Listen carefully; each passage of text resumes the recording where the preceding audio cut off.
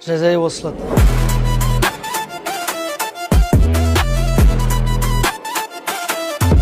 ذكريات 2019.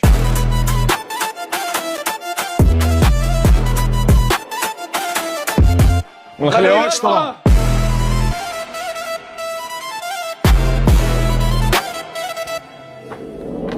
انطو كملنا راه.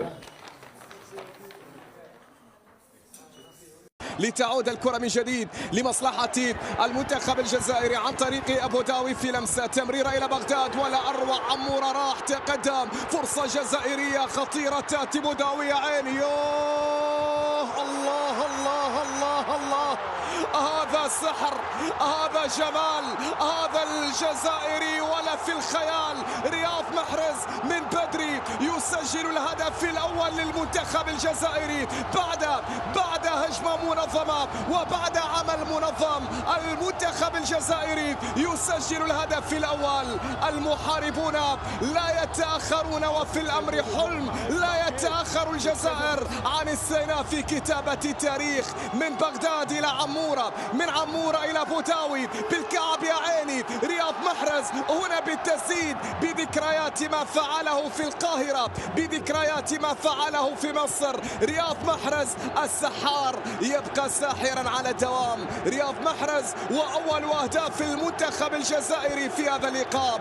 الجزائر هدف، السودان لا شيء. إذا بداية قوية جدا للمنتخب الجزائري. أنا جوباك خاطئة، بعد ذلك تقدم عمورة عند كرة. يا سلام يا سلام، الله الله الله، يا له من جمال. بالغالي وصول بعد ذلك في اليسار، محاولة جزائرية عرضية داخل منطقة الجزاء. بغداد موجه بالراسية، والثالث، الهدف الثالث. نعم، الهدف الثالث من إبراهيم عزاب. إبراهيم عزاب يكمل الثلاثية الجزائرية هنا في الشباك السودانية. إبراهيم بكرة بغداد. الجزائر 3، السودان لا شيء.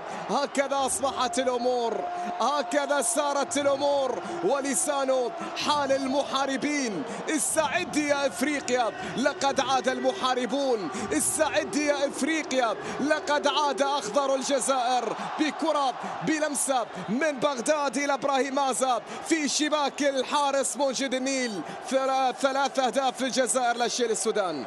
ثلاثية جزائرية، إبراهيم عزاب في شباك مرمى الحارس موجد النيل.